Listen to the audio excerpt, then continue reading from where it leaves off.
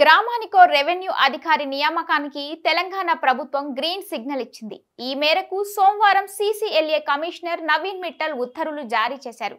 Revenue వ్యవస్థ బలోపేత దిశగా ప్రభుత్వం ఈ చర్యలు తీసుకుంది. దీంతో ఆయా గ్రామాల్లో క్వాలిఫైడ్ వీఆర్ఓ, వీఆర్ఏల నుంచి డేటా సేకరణ ప్రారంభిస్తున్నట్లు సదరు ఉత్తర్వుల్లో వెల్లడించింది. ఈ నెల 28వ తేదీలోగా ఈ ప్రక్రియను పూర్తి చేయాలని పేర్కొంది. భూభారతి చట్టంలో భాగంగా రాష్ట్రంలో గ్రామానికో రెవెన్యూ అధికారి రానున్నారని తెలంగాణ రెవెన్యూ సర్వీసెస్ అసోసియేషన్ తెలిపింది. అందులో భాగంగానే వివిధ ప్రభుత్వ శాఖలలో పనిచేస్తున్న పూర్వ వీఆర్ఓ, వీఆర్ఏల నుంచి ఆప్షన్లను కోరుతూ సీసీఎల్ఏ నుంచి ఉత్తర్వులు జారీ అయ్యాయి. మొదటి నుంచి పూర్వ వీఆర్ఓ, వీఆర్ఏలను రెవెన్యూ శాఖలోకి తీసుకోవాలని టీజీఆర్ఎస్ఏ ప్రభుత్వాన్ని కోరుతున్న విషయం తెలిసిందే. వీరి రాకతో రెవెన్యూ వ్యవస్థ బలోపేతంతో పాటు క్షేత్రస్థాయిలో రెవెన్యూ సేవలు కూడా అందుబాటులోకి రానున్నాయి.